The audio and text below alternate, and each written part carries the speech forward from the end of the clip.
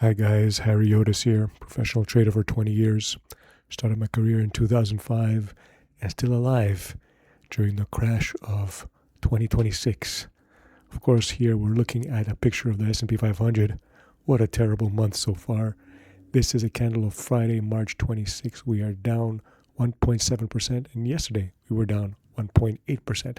So the acceleration to the downside continues, and the theme of the day, the theme of the week, the theme of the month is pain, pain, and more pain. Okay, we'll get to that more in depth later. First, the technical picture, bearish. Once we broke down below this 652 support, yesterday we were bearish, and now we're bearish again. This is almost like a capitulation waterfall slide. Okay, it reminds me of the tariff tantrum right here. Okay, right here.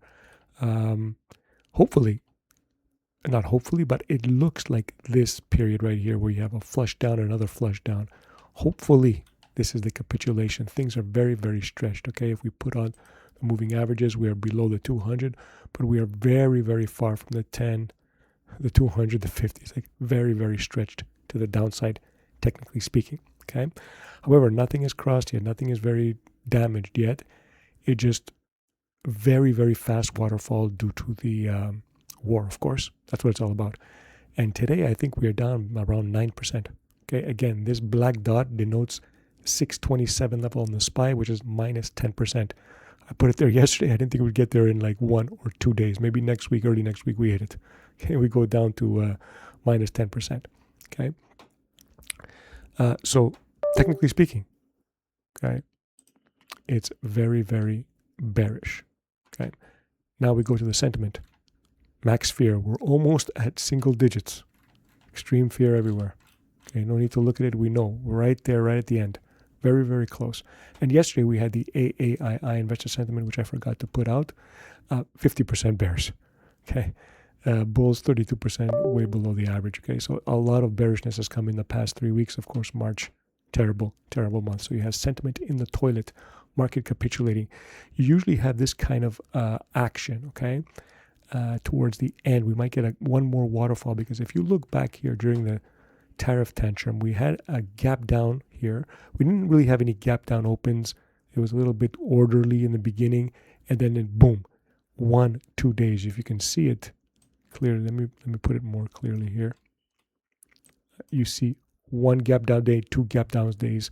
This is huge. Okay, this is like from 564 to the third day gap down and then came up again. This is like a 10% move in like 2-3 days. Okay, but it was the washout. It was the capitulation end, and we were at 3, and we're on the extreme fear and greed, and here we're at 10.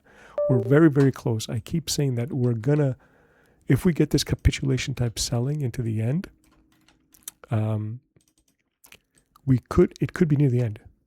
Something might get done, who knows? But you never know how far it can go. Remember, we dropped 10% in 3 days. I don't know, 3 days here, it wasn't 10%. We're 660, let's say, at the highs, 630, maybe 5% in 3 days.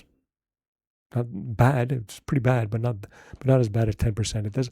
It feels like we might have a 1 or 2 days of a washout next week. And I still think there's going to be some kind of vicious rally. There's going to be some kind of news. If you recall, during this time, we had a look at this green day right here. Okay, I don't know if you can see this candle, but this is like a 10% up day, because Trump tweeted something positive. I can't remember what he did, but Taco Trump came through and had a 10% up day. We might get a 5% up day. Who knows? But it's so stretched to the downside. Things are so bad that we might get a washout, like we said. And then I'm expecting some kind of rip coming up soon. I just don't know when, because conditions are just very, very stretched. I'm not saying we go back. We could have an up move before heading back down and retesting the lows if the war continues to get badly. But I think there might be some kind of like snapback rally move happening. But it depends. If this is like a capitulation type move, you have no idea when it ends.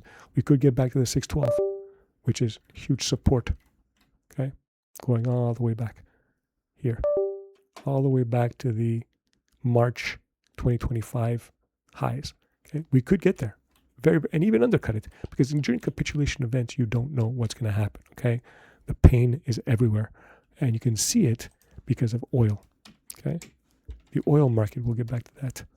Okay, we thought we were working on a bearish engulfing, and we could have just annihilated it, going back the other way. We were getting close. We could have been a bear flag before going down, but today, because the Iranians start talking tough, we're back at $100 a barrel. Okay, $100 a barrel. I think Trump might come in and like release the SPR. Okay, he's going to do everything to keep oil under $100 a barrel. It's his magic number, I assume. I don't know if he can, but he's going to try his darndest to do it. Okay, so oil almost nullifying this bearish engulfing candle. See, technicals don't just work. The fundamentals will come back and bite you in the butt. Okay, always the fundamentals always beat the technicals. Okay, so this, unless Trump comes up with something, we're probably going higher here because it'll break higher and the momentum is going. Okay, $100 a barrel is a lot. Okay, so another thing that I like to notice today, which was very, very unique despite this pain. Okay, forever gold. Okay, forever. I mean, during March, gold has been going down with the market. We mentioned yesterday that there is a positive correlation with gold and the market, and it got even more positive this past month. Okay, it's always slightly positive, but now it's probably very much closer to +1 than it ever was. Okay, but today we had gold up 3%. Okay, gold up 3% after hitting these like 440 type support from back in October 2025. That is huge. This bifurcation in gold is big because it signals for the first time that the capitulation is over and people are starting to buy it. Usually this is a sign that the market is also close to a bottom, but not necessarily. Okay, I want to take you guys all the way back. Gold versus the market. Okay, we'll go to a monthly chart so you guys can see. Oops. Let's use another one. Let's use, so we don't have the annotations. Okay, I'm going to go to the monthly chart of gold, going all the way back to the crash, 2008, 2009. Okay, look at this chart. This is 2008, 2009. Okay, gold was going down in 2008 and it crashed down with the market October 2008. Okay, but look what happened in November of 2008. It started ripping way ahead. Okay, November 2008, gold is up. October 2008, gold is down. Remember that. And after 2008, it kept going up. Now, what happened to the spiders? SPY. I'm going to use SPX. Okay, 2008. This is 2008. Okay, on the S&P 500. Okay, this candle here is October, down. Okay, going down the whole time. October 2008 went down. Remember, gold also went down. But look what happened in November. In November 2008, down again. Okay, November, December, January, February. It bottomed in March before coming back up. So for 6 months, the market was going down. And remember, gold in 2009, in November of 2008, started going up. So gold here, there wasn't a red candle for gold. Gold was going up. So it was bifurcating, and that's what we're getting now. Okay, we're getting a bifurcation. I don't know it's going to be as extreme as 2008, but eventually the market bottomed. It went down another, 40%. It went down a lot in 6 months while gold kept rising. Okay, and it was the same with the miners. The miners kept rising after that. Okay, if you look at GDX, okay, 2008, this is October 2008, and November they started rising. See, November, remember, the market bottomed in March of 2009, which is a full 1, 2, 3, 4, 5, 6 months here. This is March.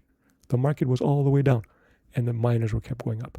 Bifurcation. Okay, I'm going to go back to the daily chart. And this is why I like gold and the miners here, okay? And if we're looking at the picture of the miners, like gold, okay? This bifurcation, it could be just one day, we don't know, okay? But I'm hopeful that it goes up. That's the first thing, that we have some kind of bifurcation. The second thing is, that I mentioned before, is that gold usually bottoms before the market. So gold might keep going up, The market might go down for 2, 3, 4, 5 days, not months, before coming back up with it.